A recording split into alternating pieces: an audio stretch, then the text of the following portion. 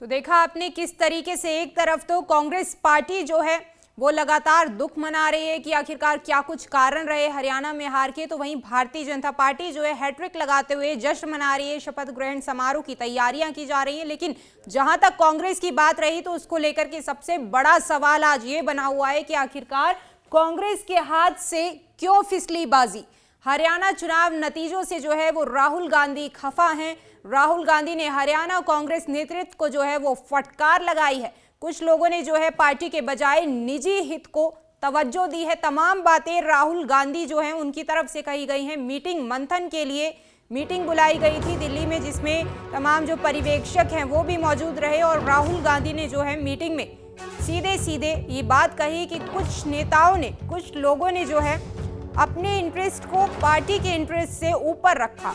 दिल्ली में कांग्रेस आलाकमान ने महामंथन किया कांग्रेस की हार को लेकर के कि आखिरकार जीती जिताई बाजी कांग्रेस के हाथ से कैसे फिसल गई। हरियाणा कांग्रेस के कई बड़े नेताओं पर अब कार्रवाई हो सकती है।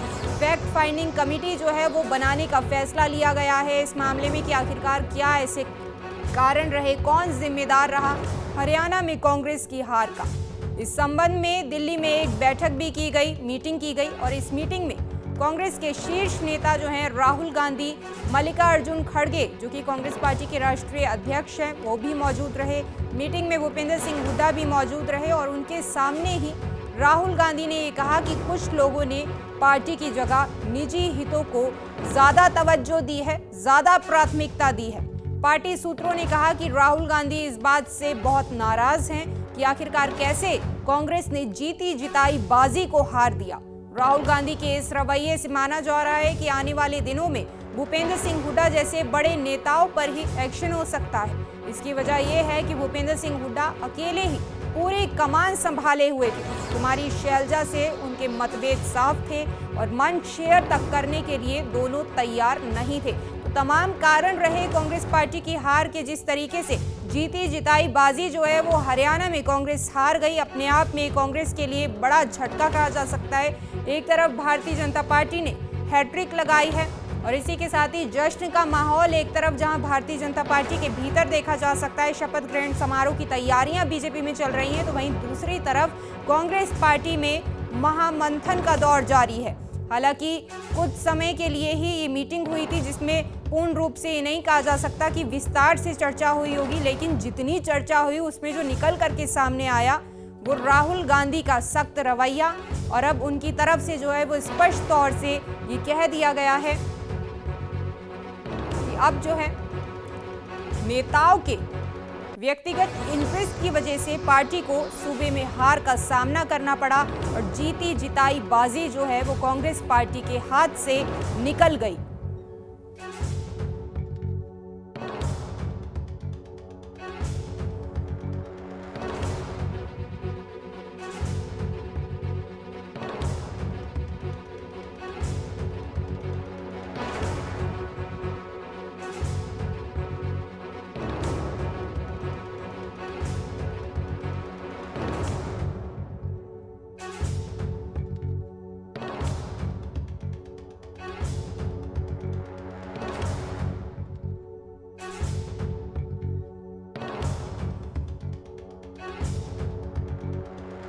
वो सख्त रवैया अपनाते हुए सीधे तौर पर कहा है कि कुछ नेताओं के व्यक्तिगत इंटरेस्ट जो हैं वो पार्टी के इंटरेस्ट से ऊपर रहे और अपने आप में अब आगे क्या कुछ रणनीति कांग्रेस पार्टी की रहेगी वो देखना दिलचस्प रहेगा। हालांकि इस बीच कांग्रेस पार्टी के भीतर से ही कुछ आवाजें जो हैं वो भूपेंद्र सिंह हुड्डा के खिलाफत में नजर आई। क्या कुछ रिएक्शंस ऐसे नेताओं की तरफ से दिए गए हैं, चाहे कुमारी शैलजा की बात कर लें, शमशेर सिंह गोगी की बात कर लें, एक बार जरा वो आपको रिएक्शन सुनवा देते हैं।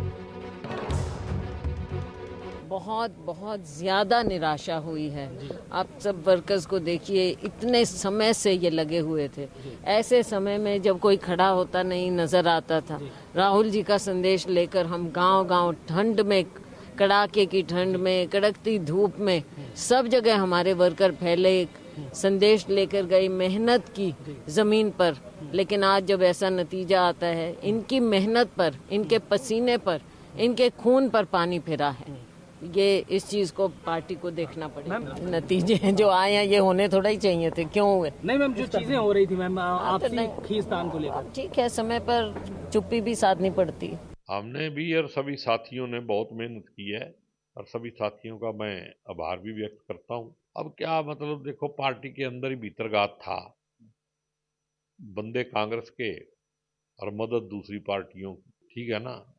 तो जब वर्कर को ऊपर से क्षय होती है लीडर की, तो फिर वो पार्टी से अपने आप को ऊपर समझने लग जाए तो उसका कोई इलाज नहीं। वो बीजेपी से नहीं लड़ रहे थे, वो कांग्रेस के अंदर ही लड़ाई। कांग्रेस की एक सबसे बड़ी प्रॉब्लम रही है, कांग्रेस से ही लड़ती रही और बीजेपी जीत के चली गई।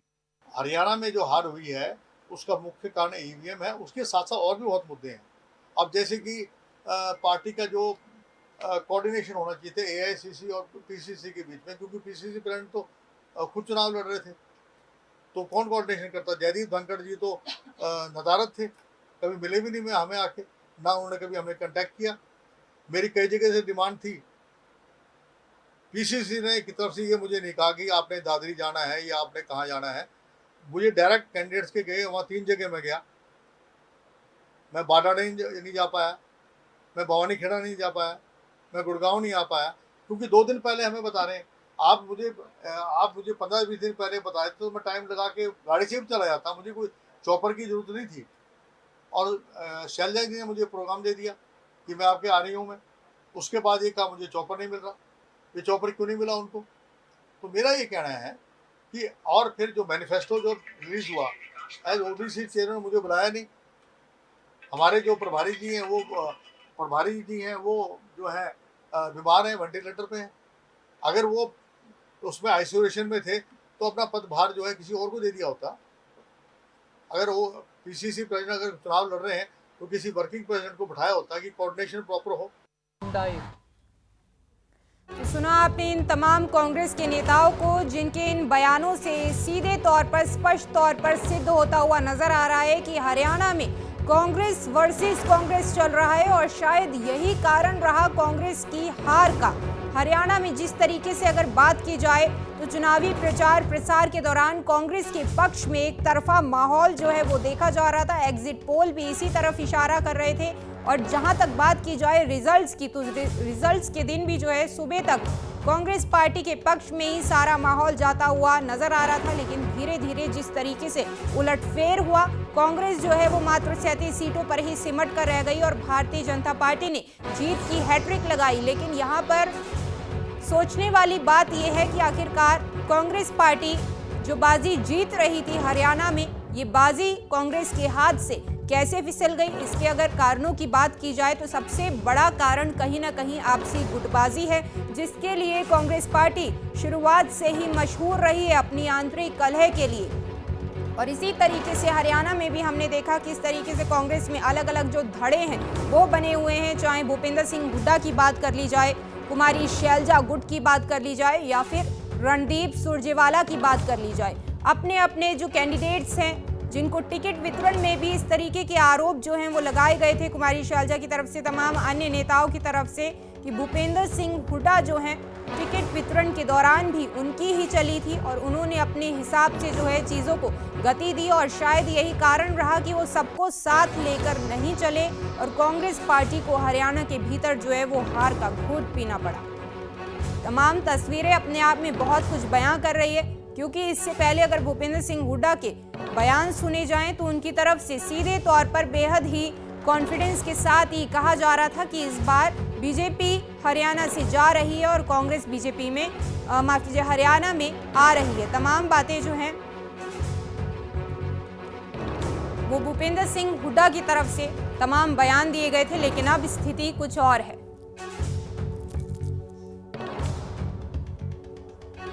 और इस वक्त कांग्रेस नेता अंश वत्स हमारे साथ जुड़ गए हैं।